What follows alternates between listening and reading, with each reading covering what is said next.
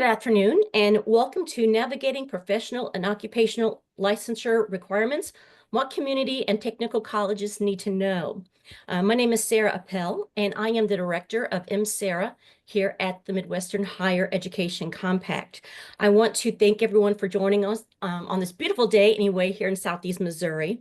Just for some housekeeping items, we are recording this conversation and we'll post it to our website after the presentation. We welcome lots of questions, any questions, and please use the Q&A box and we'll do our best to address them. Mary is going to be posting a link to the presentation in the chat today, so you'll have that. And upon closing out of today's meeting, you'll have an opportunity to take a brief survey, which will allow for us to improve on our webinars and future convenings. Right now, I would like to introduce my wonderful colleague, Kris Maul from Higher Education Licensure Pros, also kindly known as HELP. Take it away, Kris. Great. Thanks so much, Sarah, and thank you to MEC for hosting us today for this webinar. We're really excited to be talking about our favorite topic, professional and occupational licensure. So hope that all of you joining us today are going to get something valuable out of our time together. A little bit about my background. So as Sarah mentioned, I'm from Higher Education Licensure Pros. We are a consulting firm that works with colleges and universities of all types and sizes across the country on professional and occupational licensure related issues, whether that's complying with Title IV requirements and SARA policy, which is what we'll be talking about here shortly, or setting up support systems for your students to help them really navigate and understand the complex pathways to licensure. We really love to dig into all of this stuff. So a bit about my background. I've been doing this licensure related work within higher education for just over 15 years now. I spent a large portion of that time working for an online university with a national and actually global reach prior to that. So I got to build a team of dedicated staff that, all we did was work on professional and occupational licensure issues and compliance and those related things for the institution. But because I know most colleges and universities don't have that opportunity to have a full team dedicated to this work, or even one full-time person, that's what prompted the creation of HELP back in 2020. So we are most glad to be working with many institutions, maybe even some of you that are on this convening today. So thanks for being here. Here's what I have planned for our time together, and did want to note that we have 90 minutes scheduled today, which is amazing. Again, obviously my favorite topic to dig into with professional occupational licensure. But one reason why we have 90 minutes is to have plenty of time for questions. So as Sarah mentioned, please do put your questions in the Q&A feature. We're going to have two kind of question and answer opportunities. I'll do one here shortly after I provide an overview of the current federal regulations and SARA policy, including the upcoming July 1st changes to SARA policy in this area. And then we're going to get into some fun stuff, talking about implementation challenges and considerations. I do have a few poll questions during that section, so would love your participation in those if you're willing. And then at the end, we'll have more time for questions. So again, premise of this is genuinely to have lots of time for your questions, and hopefully I can provide some answers or point you to the answers in a different place. Before I get started with the overview, I did just want to note, while I am an attorney and we're going to be talking about things related to law, regulations, policy today, I'm obviously not your attorney. So please do not take anything that I'm providing as information today as legal advice. And I do encourage all of you to consult with your own legal counsel when you're making decisions around this very important compliance and student support work. All right, so I'm going to jump into the overview first. As I mentioned, we're going to be focusing on both the applicable federal regulations as well as state authorization reciprocity agreement policy related to this area. So on this first slide here, I've tried to set up really the key differences as well as similarities between the SARA policy and the federal Title IV regulations that exist today. So you'll see that institutions have different responsibilities under both the SARA policy and the Title IV regulations, but there is overlap. So essentially the SARA policy is reinforcing what the current federal Title IV regulations require as far as understanding how your programs satisfy educational requirements for licensure in the state where your institution is located, as well as where your students are located. So that's the same under both. And then the communicating responsibility is really the same as well under both the Title IV requirements and SARA policy. And you do need to communicate if your licensure programs meet or do not meet the educational requirements where your institution is located and where your students are located at the time of initial enrollment. And we're going to dig in much more detail to these responsibilities here in the next few minutes. But just as an overview, the big difference you'll note here on the slide is that certify responsibility. And this is under the federal Title IV regulations. It's something that came to fruition July 1st of last year. So it just went into effect with the July 1, 2024 regulation changes. And this is a big change. So institutions must be able to certify today that your programs related to licensure do meet the educational requirements where your institution is located and where your distance education students are located. And again, I'm going to dive into the details a little bit more for each of these here. But I wanted to kick it off today talking about the SARA policy because we do have a change coming this July 1st. So July 1, 2025. What you see on the slide in front of you now is the existing current SARA policy related to licensure. It's policy 5.2.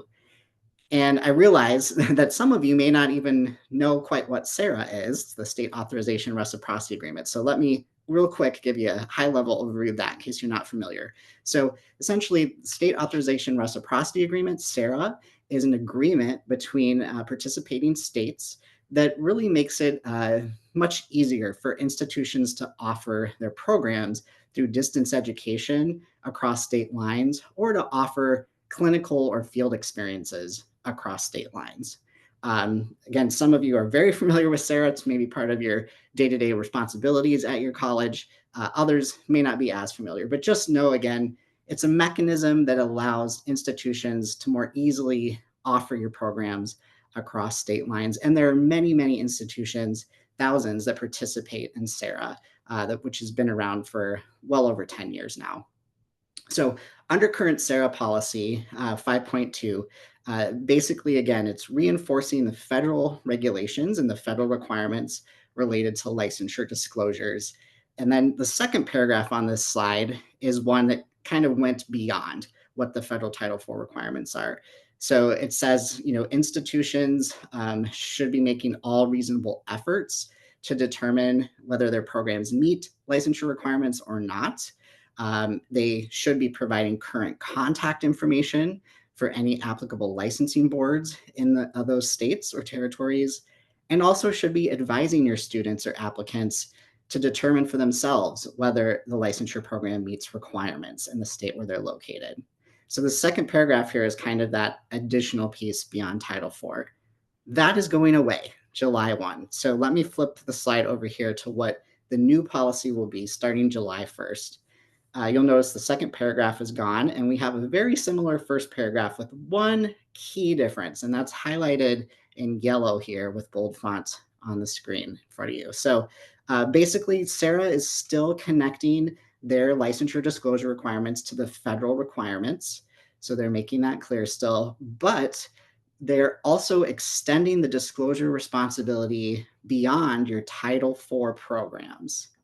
So current policy applies the Title IV requirements to non-Title IV institutions, but this change in policy for July 1 is going to require disclosure for even non-Title IV programs that are at Title IV participating institutions.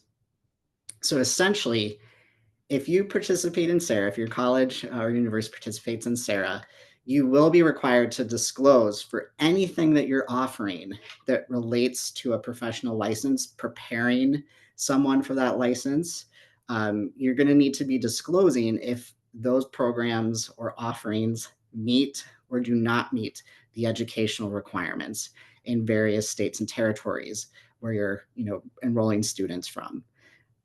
So pretty big change, and it could be significant, especially for two-year institutions that tend to offer more things that would fit into the non-Title IV space. This does even include non-credit bearing offerings.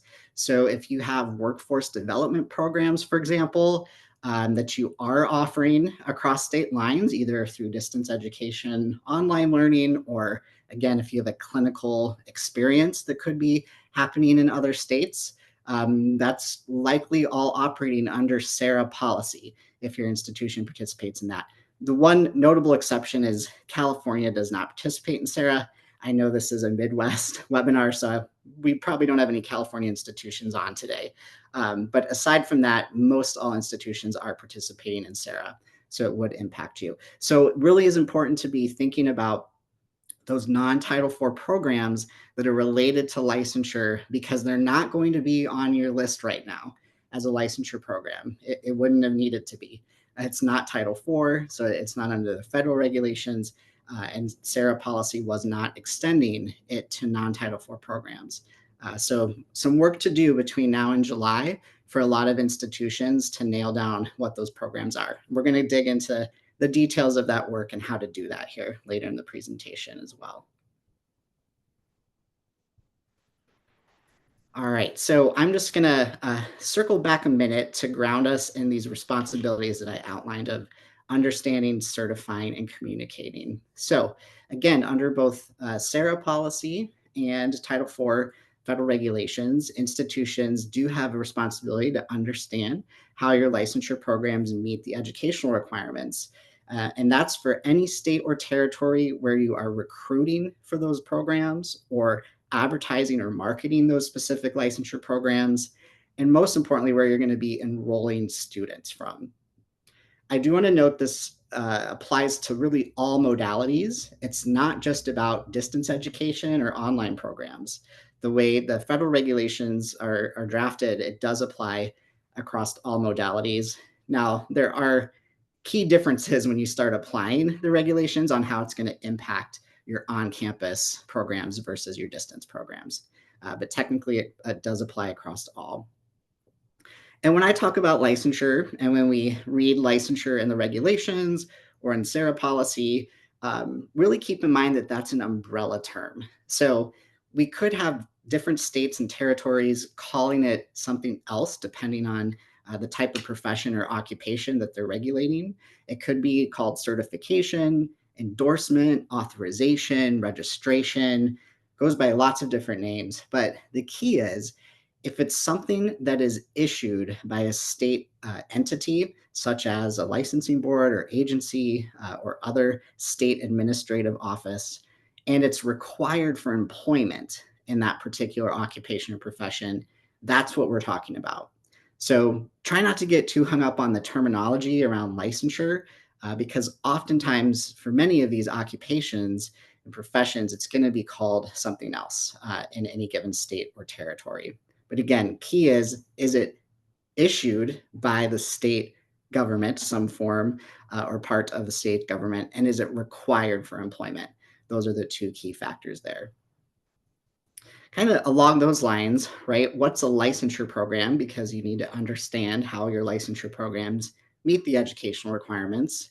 Well, we do not have a comprehensive list of licensure programs that's been provided by the Federal Department of Education or SARA or any other entity. There's not one that exists that we've found or know of, or that have even frankly developed ourselves, because there are so many different types of occupations and professions that are licensed across this country.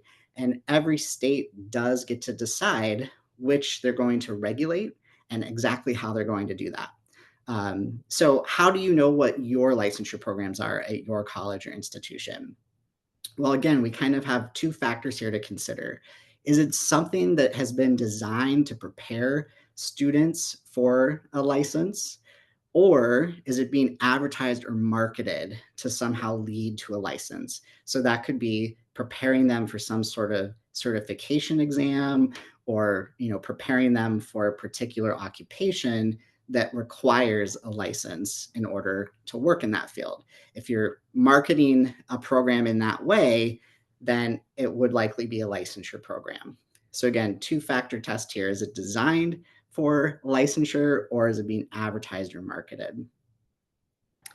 And then once you have your list of licensure programs for your college or institution, in order to understand how your licensure programs meet the requirements in each state and territory, it does require research. This is, again, because licensure is governed by states, and each state gets to set their own standards. They get to decide which occupations and professions they're going to license and how they're going to do that and what the exact educational requirements are going to be. So we don't have any one national standard really for any of these occupations or professions. We have some that are more aligned around particular things, and I'll talk about that more in a bit. But this understanding does require detailed research into each state and territory's requirements, and then a comparison to your program. And that could be very detailed down to specific courses, specific credits, supervised experiences like internships or field experiences or student teaching, whatever it is, and comparing it to those states' requirements. All right, so the second key responsibility, and again, this one is only under the federal regulations. This is not part of SARA policy. This is certifying. It started July 1st of last year. Every institution must be certifying through the program participation agreement that your licensure programs do meet the educational requirements, where your institution is located, and where your distance education students are located at the time of initial enrollment into the licensure program. So, what does distance education mean in this instance? Many of you know that there are, at least half a dozen different definitions for distance education when it comes to the Department of Education. So in this case, they are applying the definition here on the slide.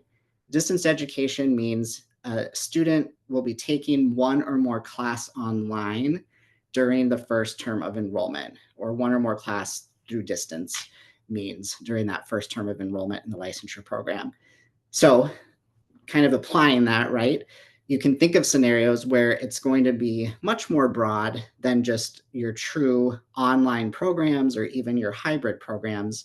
An institution could have more of a campus-based program, but if students are able to take one or more class online, then technically that would fit within the distance education definition here for these regulations.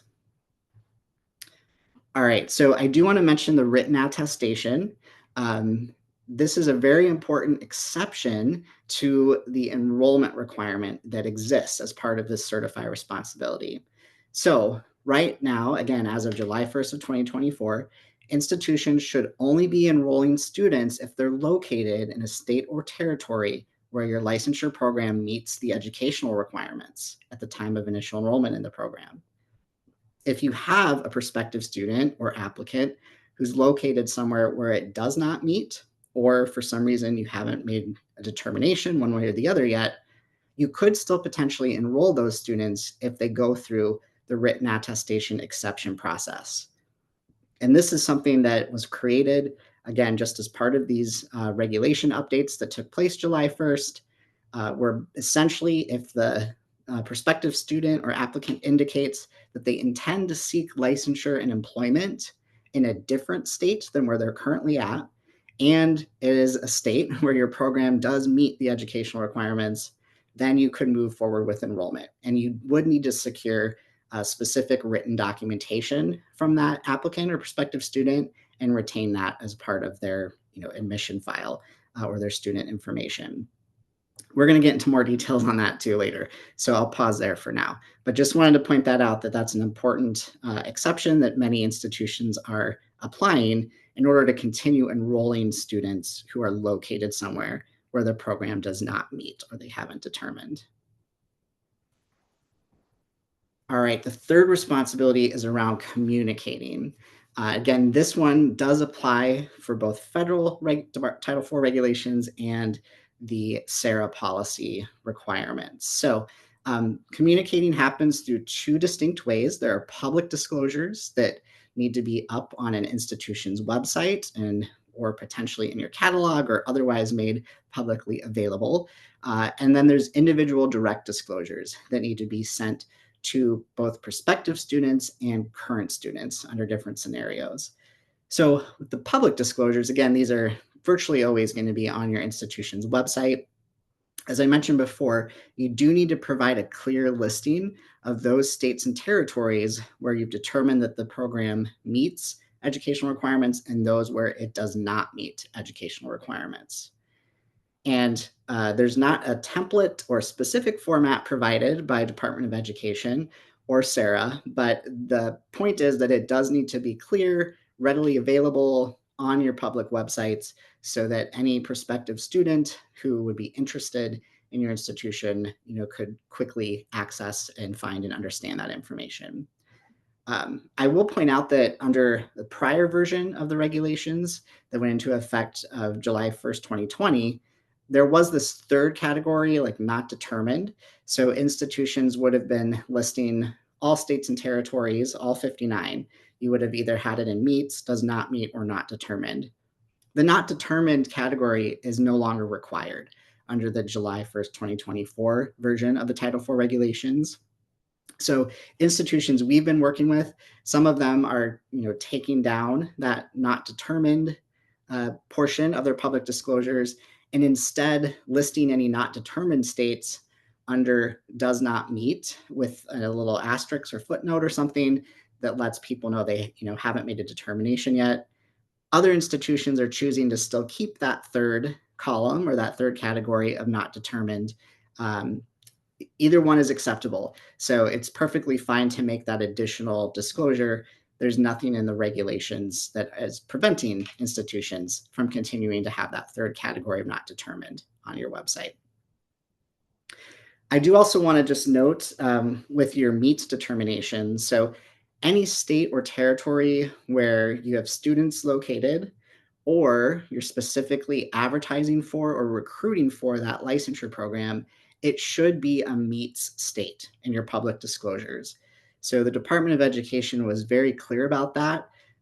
Their concern was that some institutions were, advertising and recruiting for these licensure programs in places where they knew their program does not meet the educational requirements or where they hadn't determined one way or the other yet. So if you're doing those activities of, recruiting on ground in a state for your program or targeting a specific state for that licensure program for any sort of advertising or marketing, you would want to make sure that's a meets state. All right, so shifting gears to the individual direct disclosures. Again, these need to be done in writing to a prospective student or a current student, depending on different scenario. Typically, these are done through email. These are all connected to the student's location, whether that's a prospective student or current student. And the location is determined by your institution's own student location policy and process. So we don't have a particular policy that's been dictated by Department of Education or SARA. It is up to each institution to have a policy in place that you are using for these purposes and a related process where you're determining your prospective students and students' location. So using your institution's own policy and process, if you have a prospective student who's located in a does not meet or a not determined location, then you need to send a direct disclosure to them that lets them know that prior to initial enrollment in the program. Essentially to tell them, hello, you're located somewhere where our program does not meet the educational requirements for licensure. That's very shorthand, but that's the gist of it. This same group of students would also need to go through the written attestation exception process in order to actually enroll in the program. Recall that as of July 1st last year, institutions can only enroll prospective students or applicants if they're located in a meets state or territory. So anybody who would need to receive this direct disclosure, it's the same population of prospective students and applicants that would need to go through your written attestation exception process. Then for your current students, if there's any sort of change that happens, so unfortunately, we do see changes somewhat frequently to licensure requirements, especially when you're looking across all 59 US states and territories, and you're looking at multiple license types, there are going to be changes. So if something changes about those requirements and your program no longer meets, then you need to notify any current students located there within 14 calendar days. Also, this would apply if a student themselves changes locations. So if you have someone who's moving and they let you know that they're moving per your process around that, you need to provide a direct disclosure within 14 calendar days if they're moving to a does not meet or not determined. So I did want to note here, the current students, your responsibility is really just connected to disclosure. If they do move into a does not meet, or if something changes about a state's requirements or your curriculum and it's a does not meet scenario, they can continue to be enrolled in your program. So that certify responsibility that I was talking about, that is limited in time to the time of initial enrollment in the licensure program. Once someone is enrolled, located in a meet state, or they go through your written attestation exception process, if they later move somewhere else, or again, something changes with the state's requirements or your program, you just need to provide this direct disclosure. They can continue to be enrolled and complete the program as planned. All right, just a couple more slides before I open it up for your great questions. So if you haven't already put them in Q&A, please do. I did want to touch on one additional responsibility related to licensure disclosures. So this one is through the Department of Veterans Affairs. This rule went into effect a couple of years ago, and some similarities with the federal Title IV regulations from Department of Ed, but also some key differences. So institutions that are utilizing different programs through Veterans Affairs for their students to receive those benefits around education. You will need to make sure that your programs meet the instructional curriculum requirements for licensure, so very similar to the educational requirements for licensure, where your institution holds state approving agency approval. So this is different from Title IV, which is connected to the student's location. This Veterans Affairs rule is really connected to where the institution is located. So as long as you know that you meet the educational requirements for licensure for all of your various licensure programs, where your institution is located, that's going to satisfy the first part of this VA requirement. The second part is around additional disclosures. So this is a difference with federal Title IV regulation. So VA is expecting institutions to be disclosing things outside of your actual programs. So additional conditions or requirements that need to be fulfilled in order to qualify for a license, again, in the state where your institution is located. And so you can see here on the slide, it would include things like training, experience, the examinations. So basically, again, those additional things that someone who completes your program would need to do in order to actually qualify for the license.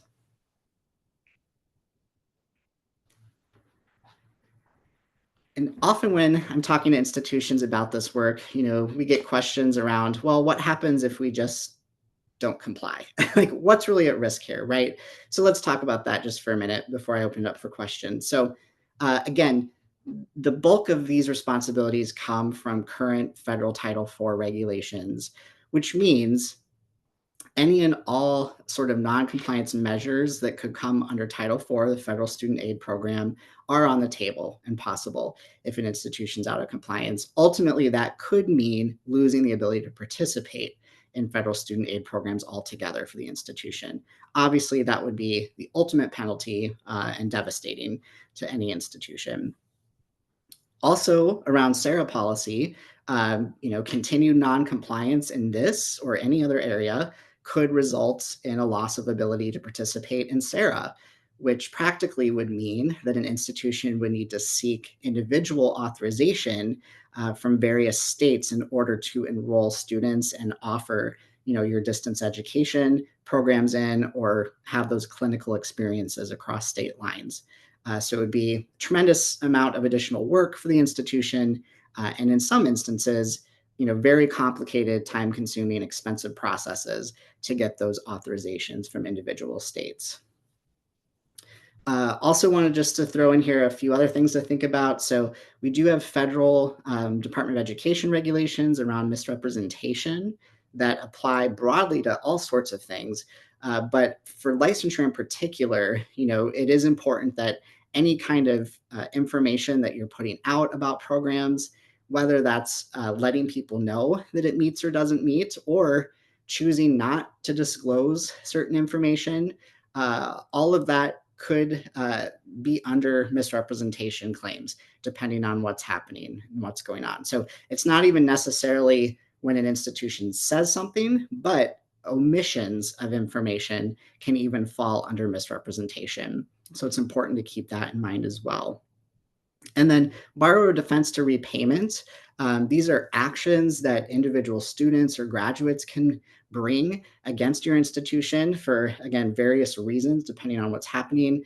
I do know that there have been borrower defense to repayment claims around licensure over the past several years. So we've had, people who have graduated from licensure programs at different institutions, and they were not eligible to receive a license in the state where they thought they would be, and then had gone through this process of a borrower defense to repayment claim.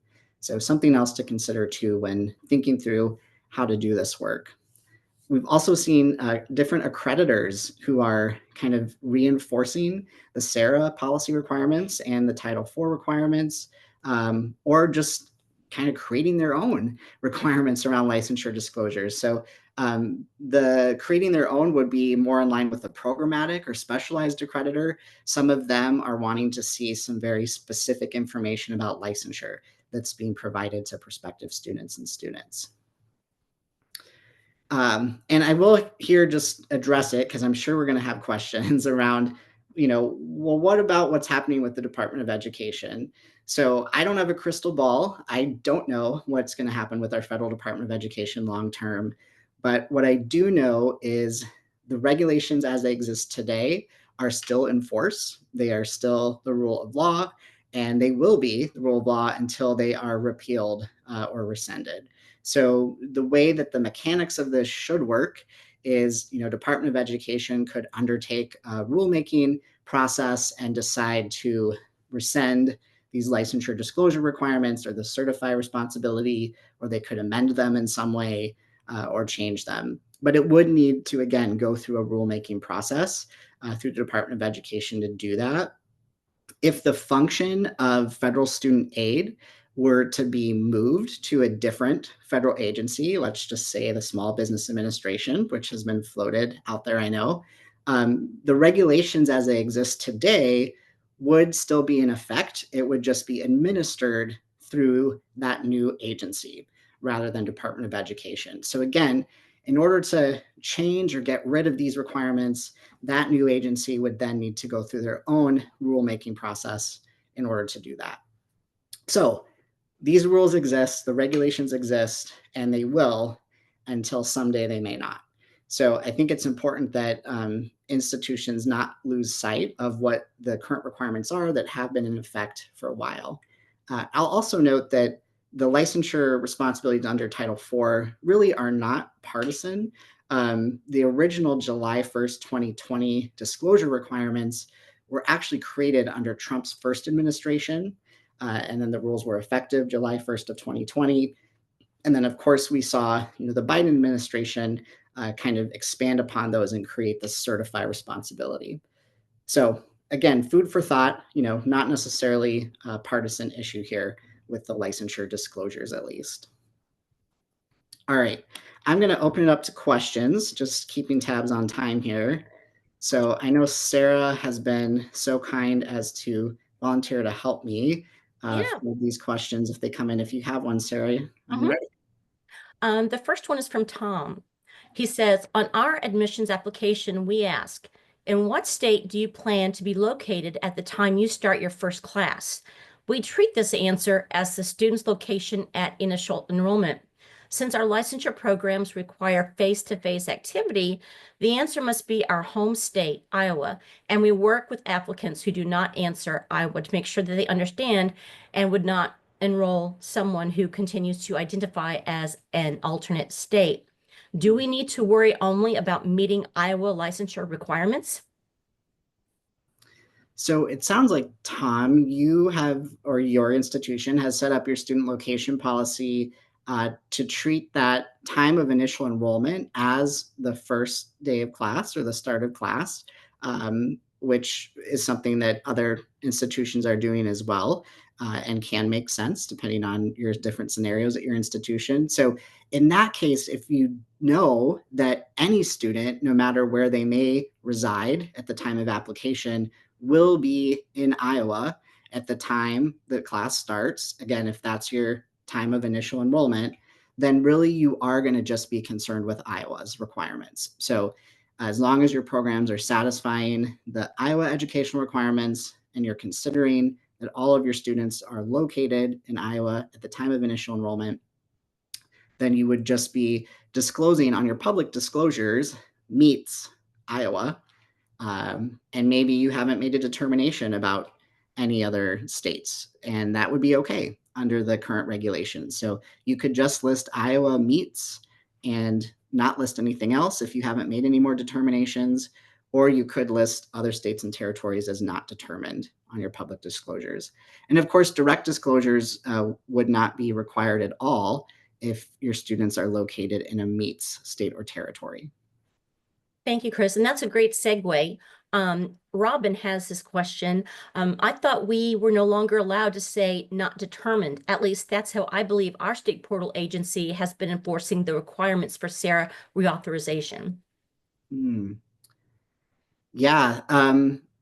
Thanks, Robin. So I obviously am not a state portal entity representative myself, so I don't want to overstep here or speak for them. But I will say that under the current Title IV regulations, there is no obligation to be disclosing your not determined states or territories.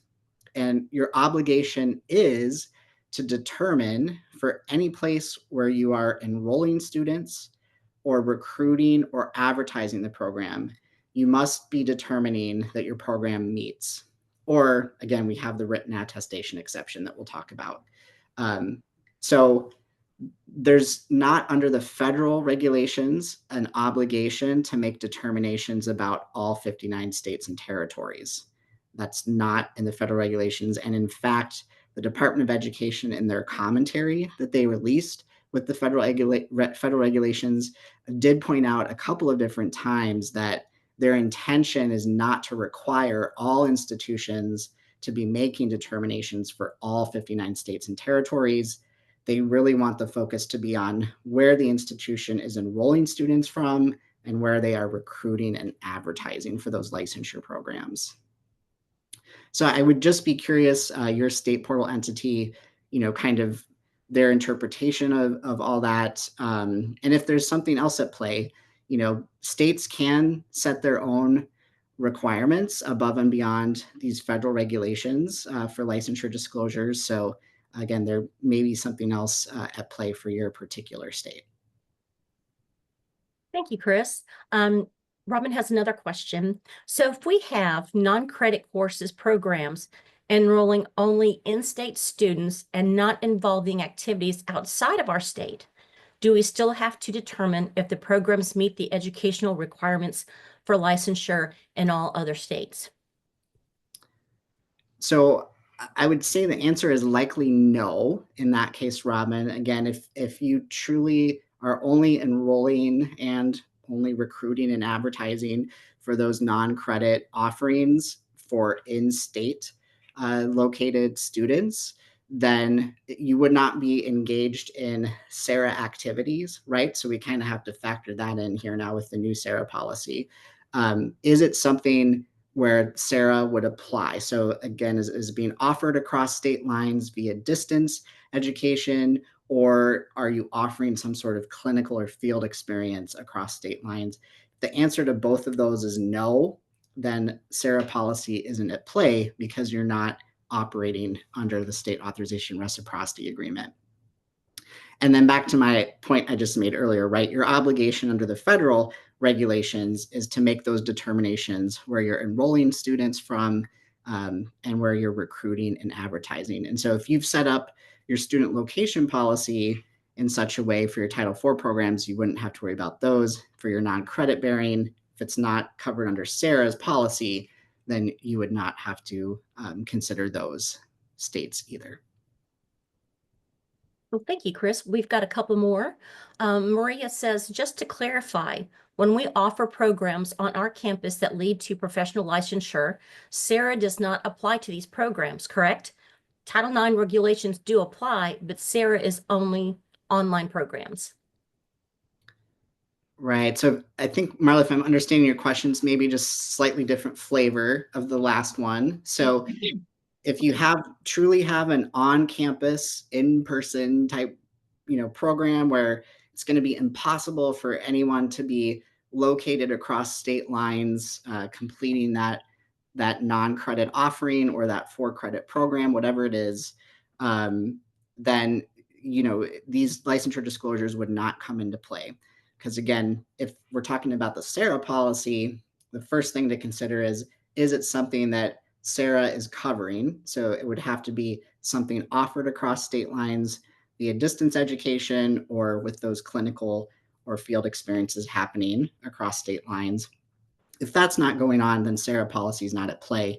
And so definitely your non-Title IV programs wouldn't be covered. And then for Title IV purposes, again, it's going to come down to your student location policy and how you are treating those students that are coming onto your campus. If they're relocating onto your campus in order to do a face-to-face type of traditional on-campus program, then you would just need to worry about disclosing for your state where that campus is located. Thank you, Kris. We've got another one here from Sonia.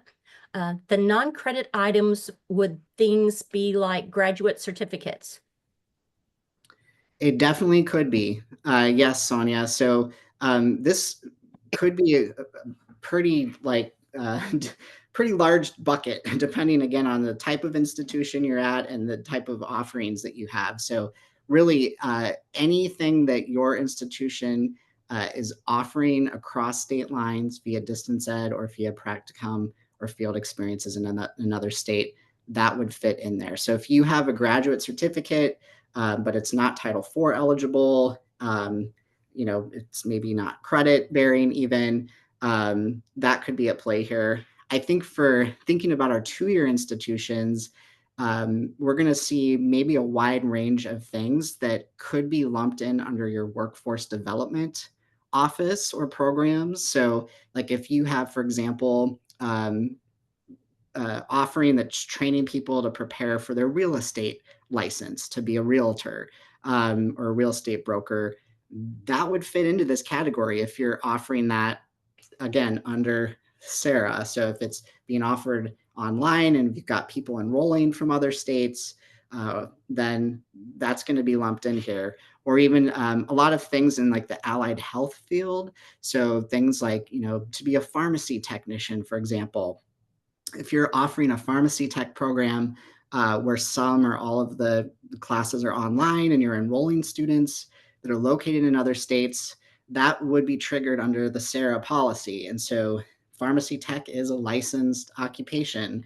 You would need to understand, does your pharmacy tech program meet the licensure requirements in those other states, and then be disclosing if it meets or does not meet in those locations. And again, it's the locations where you are enrolling or recruiting or advertising for the program. Thanks, Kris. And we've got just two more, and this one kind of ties in with healthcare. So an 80-hour or 2-credit-hour program preparing a student to be a certified nurse aide through the Ohio Department of Health would be included in this rule. Thanks, Sheila, for the good question. Yeah, so Sheila, I would say definitely when we're thinking about, the new SARA policy, that would be one to include. Again, certified nurse aides are a licensed profession in many states, and so would be considered a licensure program in most all instances, probably. So even though it's not, a full-scale program, if you will, not even Title IV eligible, then it's still going to come in under that SARA policy because it's related to a license outcome. It's helping prepare someone for that licensed occupation in a state.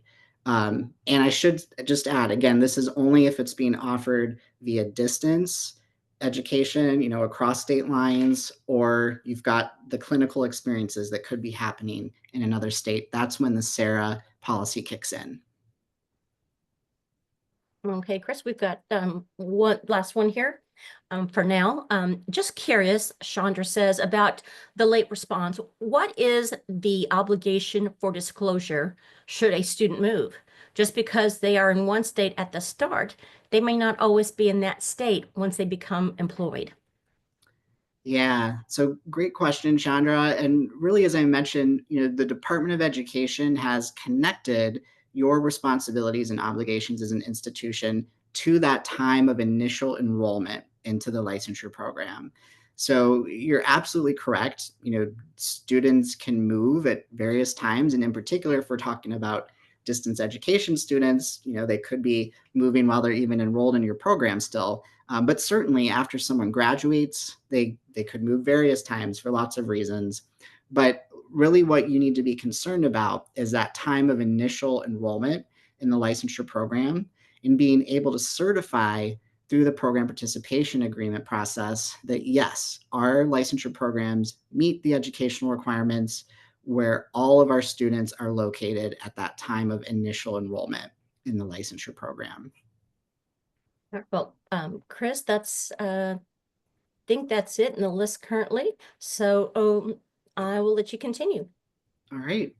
Great. Thank you all for those great questions. I'm going to flip back over to my slides here, and we're going to get into the fun stuff of implementation challenges and considerations. So as I mentioned, I do have some poll questions, and these are done through Slido. So depending on how you're viewing this convening here today, you can either use a mobile device and scan the QR code that you see on the slide in front of you, or just navigate in your own browser to slido.com. And you can type in the numbers you see here on the screen, 2743625, and that'll take you to this poll question. So for this question, I'm asking you to help identify which of the listed programs are licensure programs. And in just a moment, I'm going to present the results, and we'll take a look at those together.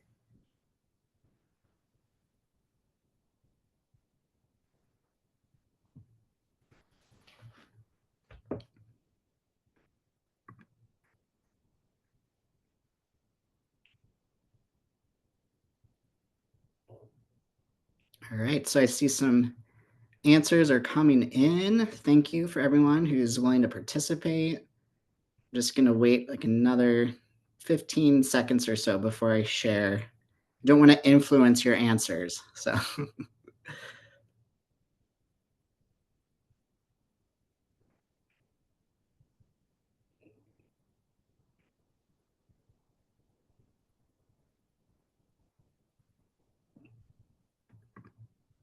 all right, so I'm going to share the results now, and it looks like the most popular answer is all of the above could be. And then we've got several folks selecting one or more of the various listed programs or offerings there on the slide. And it is a wide range, which I did on purpose, right? So I already just mentioned like a certificate in real estate. We've got associate's degree in dental hygiene, certificate in medical assisting, a bachelor's degree in nursing, or an associate in police studies. So what do you think? Got a couple more answers coming in. The answer in my mind is the first one that most of you selected. All of the above could be in this case. So again, we go back to that, two-factor kind of test, if you will. So what has the program been designed to do? And what is it being advertised or marketed to do? And really any of them listed could either be designed to lead to a license and or could be advertised or marketed in such a way that it would make prospective students believe that they're being prepared for a license. So thank you all for participating in that.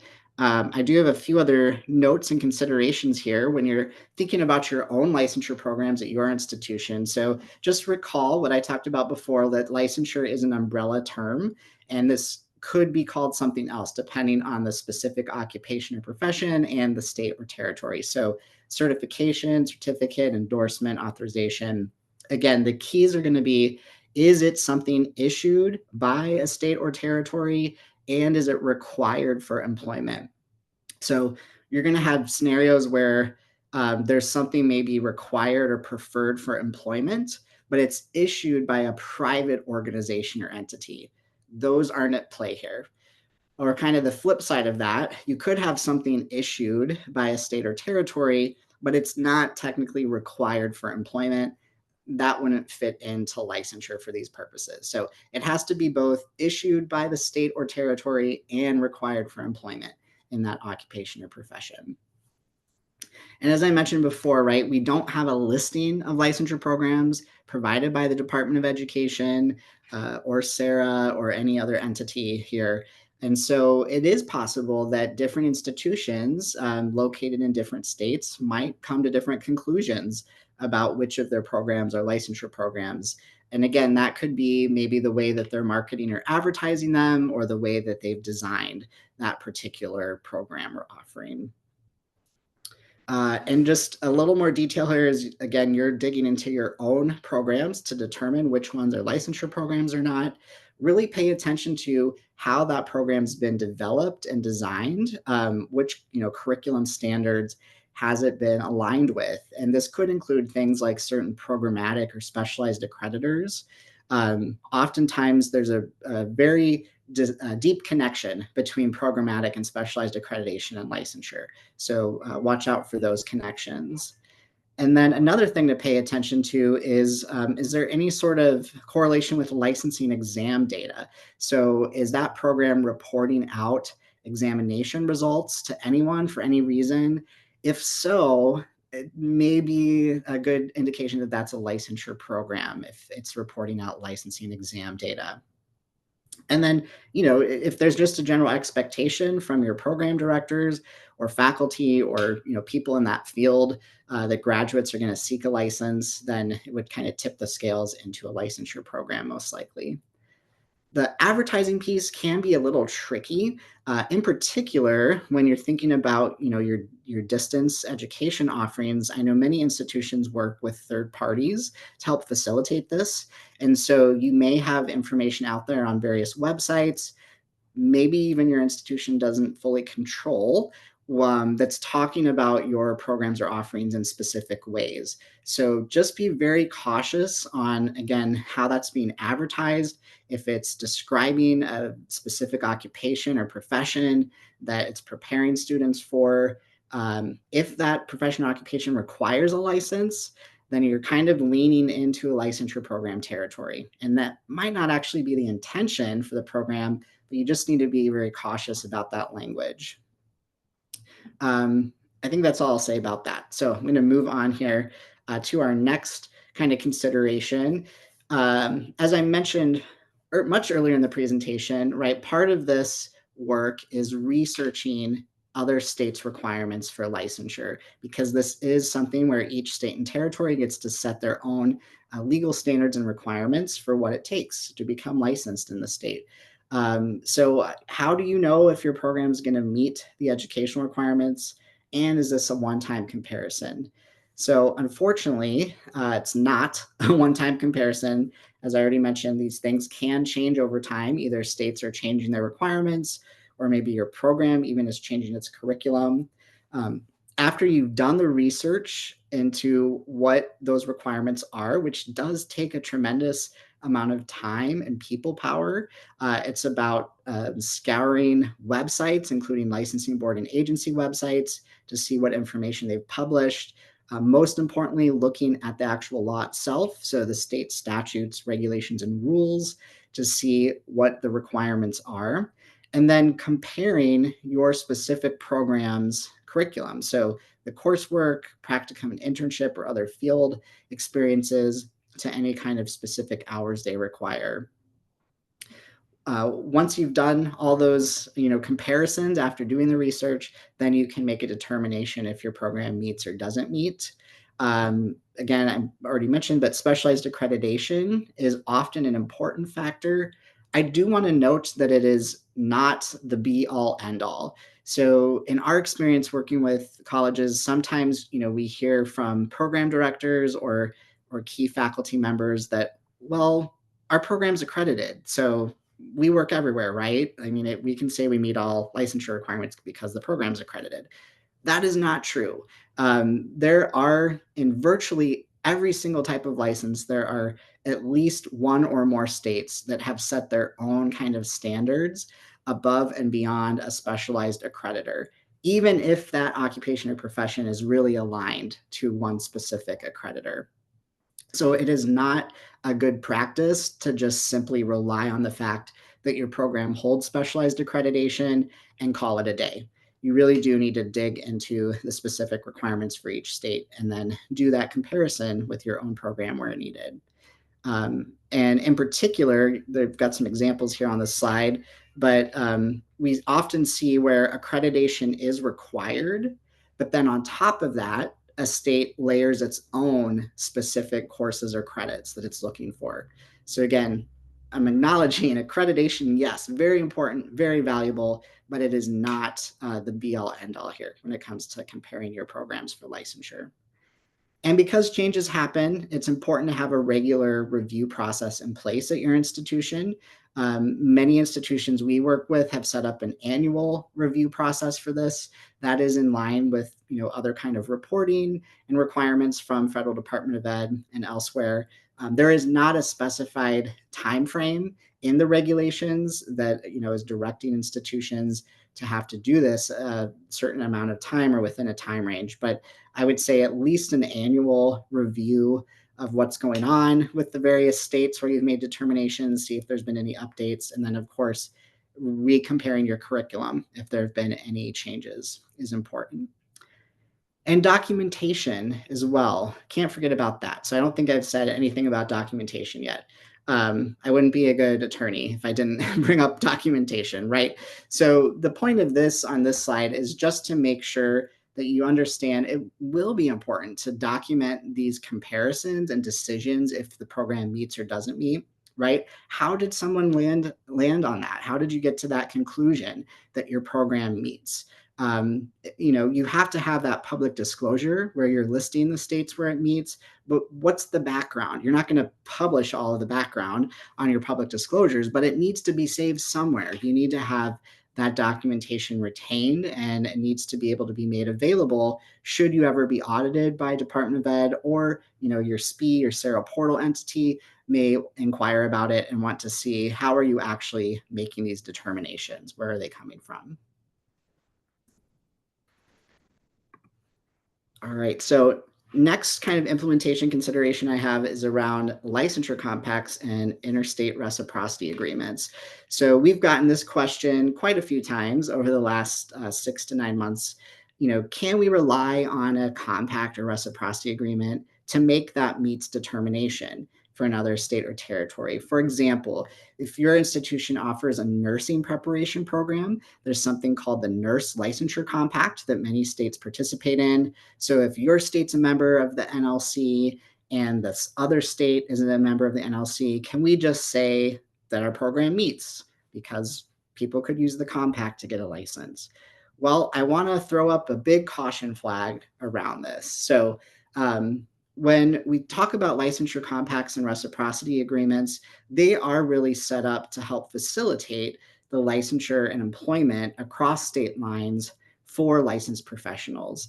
So they have not been established or created with anything related to your programs or institutions in mind. It's not about the programs, it is about individual graduates who are licensed and the ability of a licensed person to be able to practice across state lines, either through telehealth or physically, or to be eligible for a license in another state. So if you are going to go down this road of evaluating a licensure compact for a particular occupation or profession, you really want to dig into these questions. You need to understand exactly who is being covered. Will it cover someone who's a recent graduate from a program, or is it only for someone that has a certain amount of experience, working on a license? Obviously, if it requires experience, that is not going to help you at all for your recent graduates. Furthermore, what does that compact or agreement specifically allow your graduates to do? Is it a type of compact that does promote the licensing in another state, or is it just one that facilitates practice across state lines? Those are very different things. And again, different professions have set up these compacts in different ways.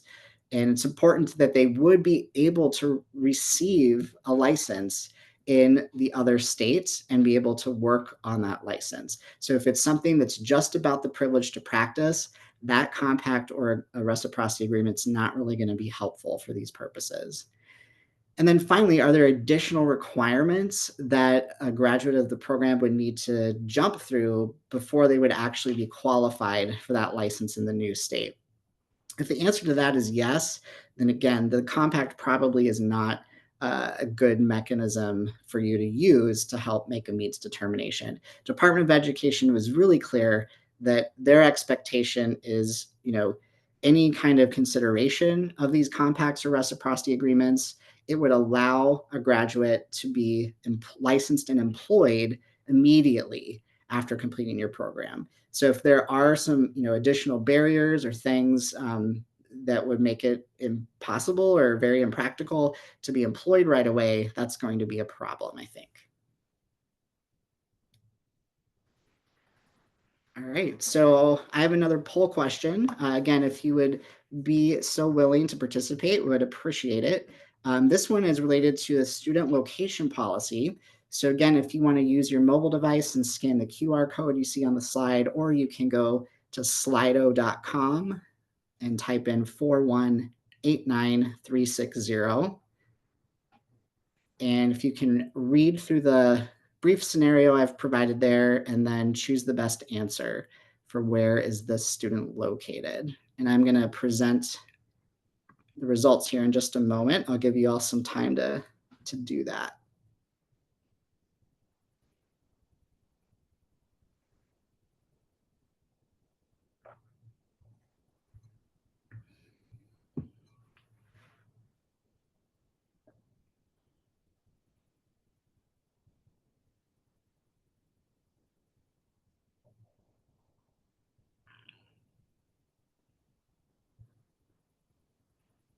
I'm going to wait about another 10 seconds before I share the results here, so you all have a chance to weigh in if you'd like to.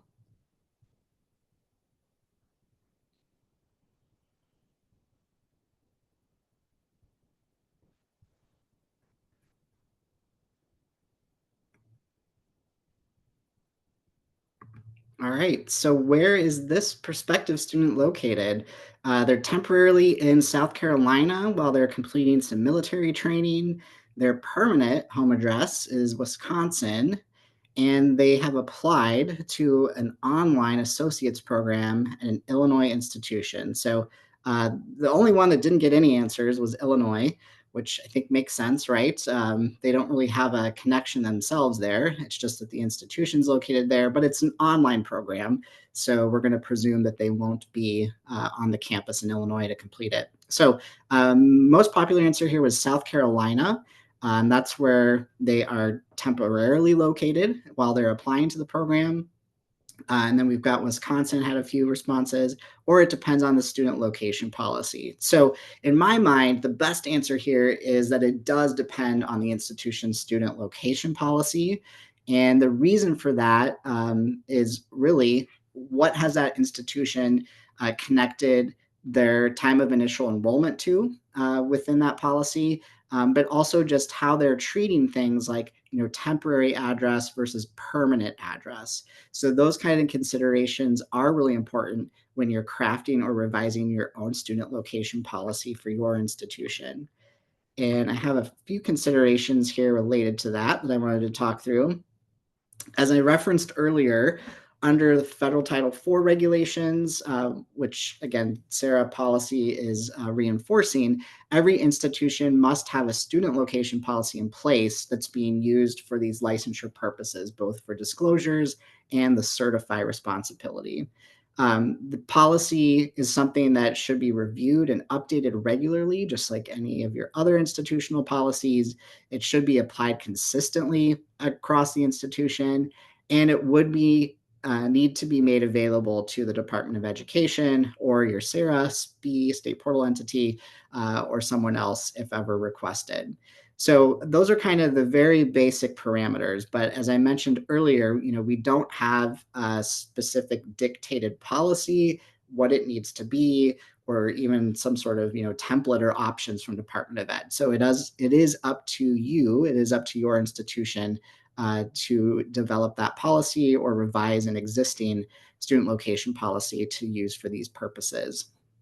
Some things to think about. You can treat different populations or groups of students a little differently under your policy, as long as you're making that clear within the policy itself.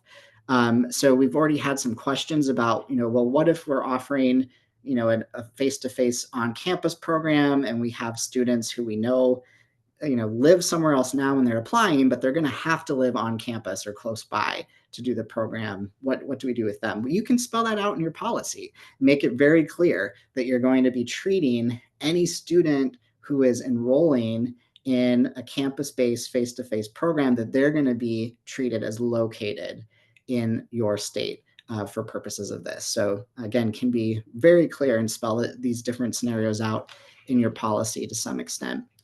If you have graduate students at your institution, you can designate different kind of options here for graduate versus undergraduate. You definitely want to consider, if you are an institution near a state line, you do need to consider all the various scenarios for how that plays out for your students. So let's say you have those face-to-face programs, but it does include some sort of online course option. Even if it's just one online course option, that commuter student who's moving across that state border, are they going to take that online class from their home in the other state? Or is there some requirement that they have to take it, within your state? So it's, again, thinking through those various scenarios and how they're going to apply to your students and your programs becomes very important. Also, international students, if you have populations of those, it is important to think through how you're going to treat international students when it comes to the various addresses you might be tying location to, and then also military affiliated students, just like the example I gave, right? So is there some special consideration or something you need to add to your policy, or at least think through the implication of applying your policy to that population of students? And I do have just a couple of examples to show you. So I just want to note, these are portions of student location policies. So I've just pulled out some key language. I would expect a student location policy to include more than what I've got on the next few slides, but I just wanted to highlight a couple of ways that institutions have set up their policies. So you'll see here, for example, one for the student location policy, we've got some introductory language. What is this policy? Why are we doing it? And then in bold here, I have highlighted that this institution has language making it really clear that this policy is not being used to determine tuition for residency, or I should say residency for tuition purposes, right? So many of your institutions could have policies around that. Who do you consider a state resident for special, tuition purposes? You may not want it to be the same policy that you're going to put in place or apply to these scenarios. So the same institution goes on then to kind of spell out what they consider prospective student location versus an enrolled student location. And I'm highlighting here for prospective student that they are tying it to the student's residency at the time the student applied for admission, intends to enroll, and is entered into their student record system. This institution is located in Illinois. So if it's somebody whose address is not a US address, so this could be, again, an international student or a military affiliated student potentially, they're going to consider their location to be Illinois for these purposes. So I want to contrast example 1 with example 2 here. So again, this is only a small portion of a larger overall student location policy. But in this instance, the institution is taking a different approach than we saw in example 1, and they're connecting the student's location to the local address field in their student information system rather than that permanent address field. So they're defining local address as a physical address where a student currently or will live or frequently stay during the time that they will be taking classes for the upcoming term. So I actually really liked this one because they go on there with to be very explicit. It's the place of residence where you're going to find the student where the student puts their head down at night. So being really clear here, we're going to treat that student as located wherever they're actually going to be putting their head on their pillow for the upcoming term. So again, just different ways to approach this, and it's going to boil down to what makes the most sense for your institution, for your population of students, and your licensure programs that you're offering. All right, next I wanted to move on to the written attestation. So I talked about this a little bit earlier. Written attestation is an exception that's been put into place by Department of Education to allow institutions to continue to enroll students who are located in a does not meet or undetermined state or territory if they actually plan to seek licensure and employment in a meets state or territory. So we often get a question, can we use an automated form as part of this written attestation process? And the real short answer is you cannot rely on a solely automated form for this. So Department of Education made it clear, again, in their commentary they released with the regulations, as well as kind of some follow-up Q&A that was published and other communications, that they do expect this written attestation to be a process, not just a document.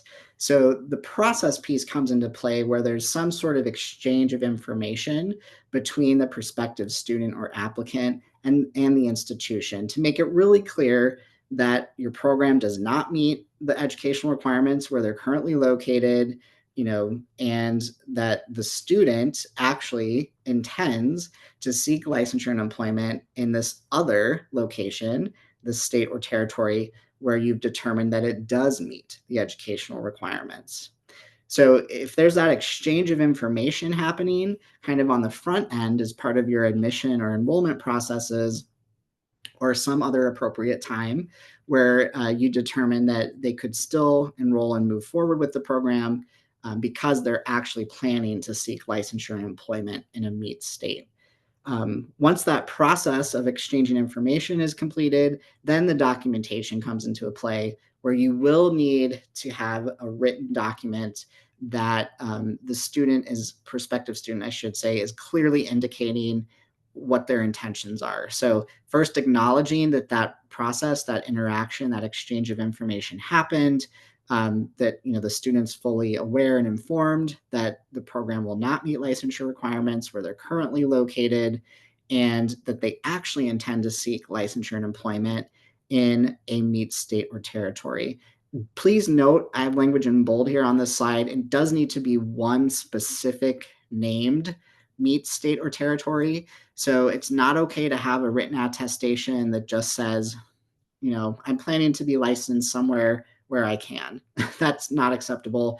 It's also not acceptable to list more than one state. So if a student, unfortunately, is a military affiliated student and doesn't know where they're going to end up, which is often the case, they would need to nail down one state to include for the written attestation if they want to move forward that way. It would not be okay to list out, 3 or 4 or 5 different possible options as part of this written attestation.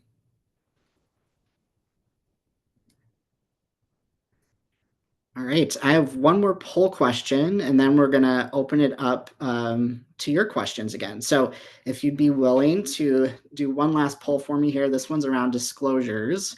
And again, you can scan the QR code on the slide or go to slido.com 1174620 and select the answer you think is best for is a direct disclosure required in this instance. And recall that the direct disclosures are those things being sent directly to the individual prospective student.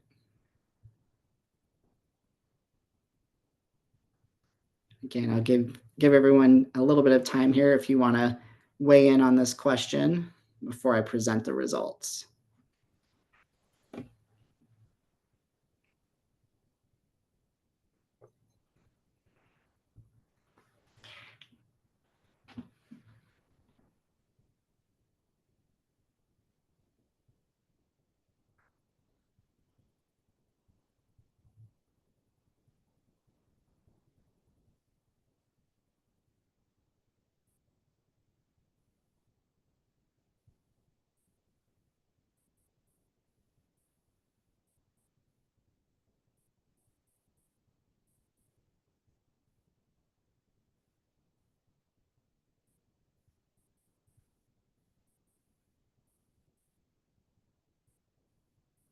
We have 5 more seconds.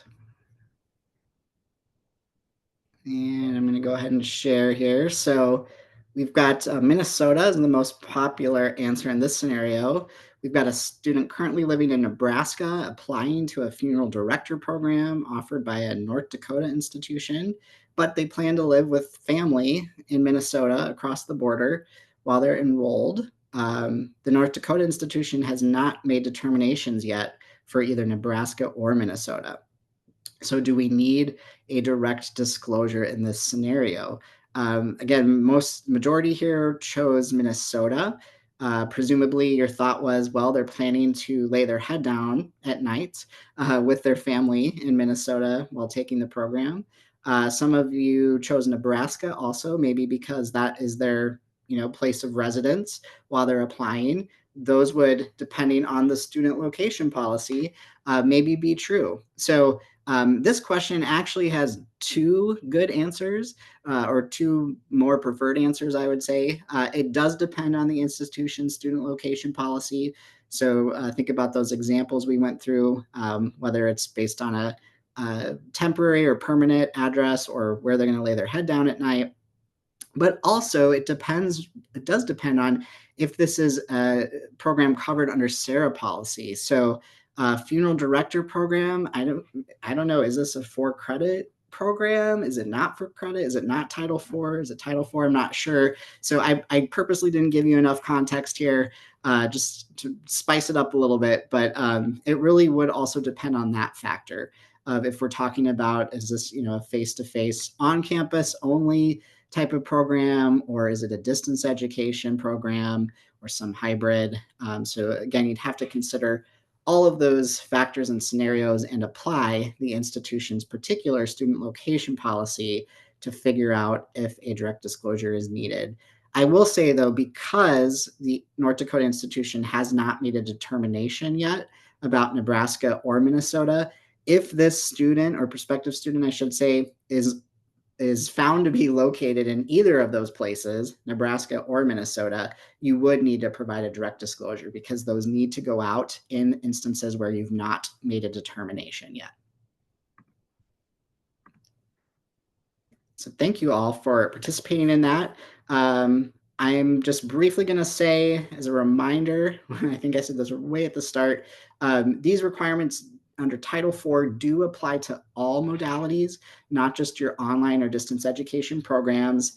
But the reality is that, your on-campus programs, you only technically need to disclose where you're enrolling students from and where you're advertising or recruiting. That's often going to only be the state where your campus is located. So you do need to put up a meets disclosure for your state in order to comply with the public disclosure requirements here for Title IV purposes. And I feel like I've covered these, so I'm gonna. Sorry, we've got 2 questions in the chat. Yeah, perfect. Okay. Thanks, Sarah. Are in the Q&A. So Kelly asks, could you please clarify the application of the SARA rules? I thought you said that the SARA rules only apply to distance education programs or programs where clinical or similar experiences are offered across state lines, but the next slide requires that we understand licensure programs, all modalities.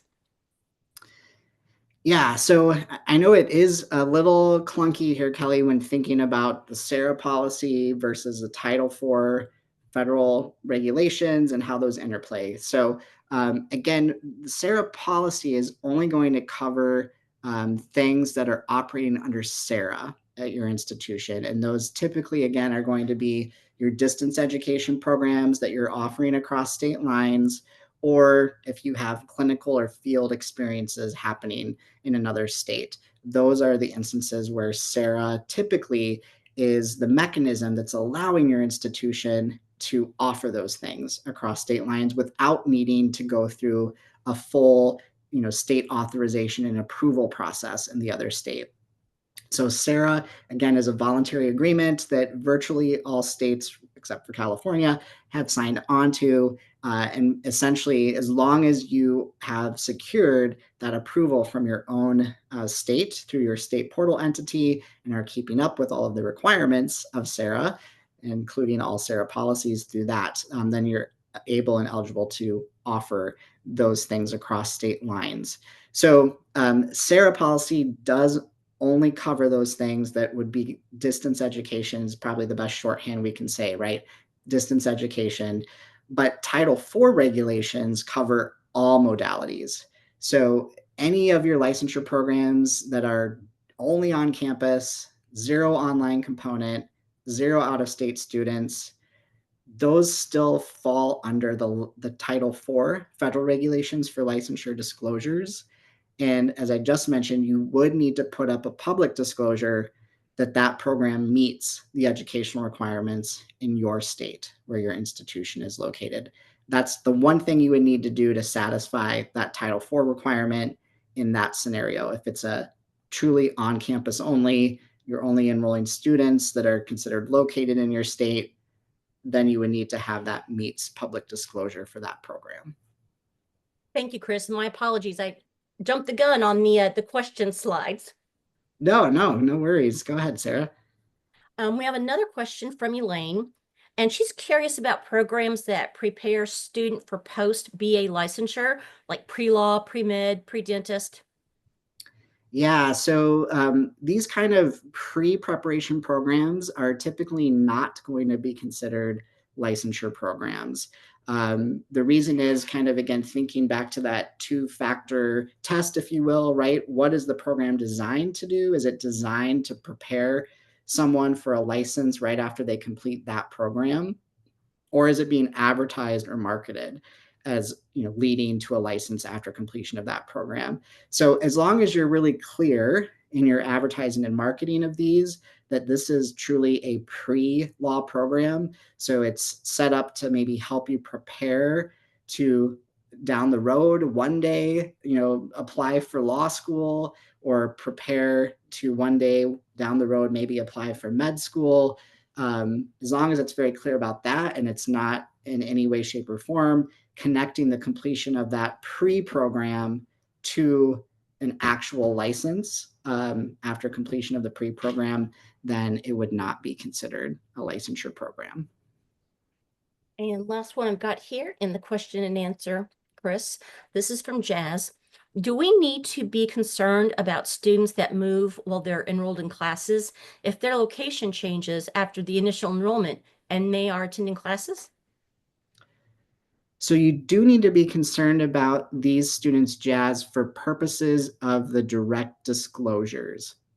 So if that student is moving to a state or territory where your program does not meet the educational requirements, or you haven't made a determination yet, then you would need to send them a direct disclosure within 14 calendar days of becoming aware of their change in location, right? So again, that is very much individually tied to that individual student, and it's going to be connected to your institution's student location policy and processes.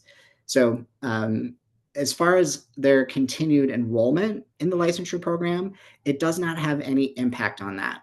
So the Federal Department of Education has connected that certify responsibility to the time of initial enrollment in the licensure program.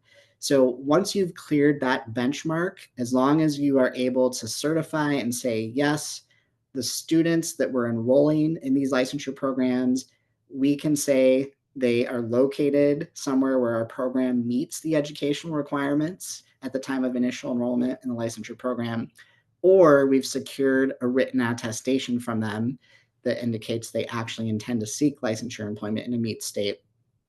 That's the bar that you need to clear there. If students, as they're in your program, are moving about, or again, if something changes with the state's requirements or your program's curriculum and now it's a does not meet scenario, that's okay. The Department of Education wants those students to be able to continue on in the licensure program, complete it, graduate. But you do need to provide that direct disclosure to let them know, hey, you've changed locations now per our location policy, and we see that you're located here. Our program does not meet the educational requirements for licensure here. You know, the practical matter is you could have some students then who choose to not continue in your program if they really intend to seek licensure and employment in that state where your program doesn't meet. So there could be attrition that way, kind of self-selected, but the institution does not have an obligation to, disenroll the student or anything at that point. All right, and I see we just have a few minutes left. So real briefly, I did just want to share with you all, if you're not familiar with how we at HELP work with institutions. So we have different ways we do that. We can provide kind of customized education and training for your institution. We also do consultation where we can help you craft your own student location policy or revise a policy that may have existed for a while and make sure that it is making sense for these purposes. Also setting up that written attestation process, or thinking through the best ways to get this information out to students, right? So it's one thing to put information up on your website or send them an email, but how are you actually going to be connecting to them and making sure that your students are getting this critical information they need about licensure? So that's the type of services and work that we've been doing with institutions the last few years. And then the other piece that we offer is a database of online educational requirements for licensure. So our database is called the Bookmark, and we have over 80 license types in it now, including many license types that are related to programs offered by colleges and other two-year institutions. We do cover all 59 US states and territories. And really the goal of the Bookmark is to provide institutions with a one-stop shop so that you don't have to go out and scour through state laws yourself. You don't have to comb through hundreds and thousands of different websites. We've done all that work for you and compiled it into one resource in the Bookmark. So if you'd like more information about any of that, feel free to reach out to us. You can find us at our website, higheredlicensurepros.com, or email me at chris@higheredlicensurepros.com. We'd be happy to share more information with you. And that's really all I had. So you'll see in the slide deck, I did provide references to the actual language from the regulations and a link to the Code of Federal Register, as well as a Q&A that the Department of Education released back in October. So you can read through those if you'd like to learn some more about this work. And then, of course, here's the SARA policy that we took a close look at together today. So again, I want to thank you all for making time to dig into this important topic. And thank you all for your really great questions. I appreciate your engagement. Well, thank you, Kris. And thank you, everybody, for joining us today. We really appreciate our technical and community colleges signing in today. But please complete our survey when it comes out. It'll be available when you exit the webinar, and the link will also be placed in the chat. We've already posted the presentation to our website, and we'll be posting the recording of today's event shortly. So be looking for that. And just in case you didn't get enough licensure conversation and discussion, we're going to have another presentation with Kris on May 21st at 11. So we encourage you to come back or send some of your colleagues. We hope to keep you informed of everything, and we'll do our best.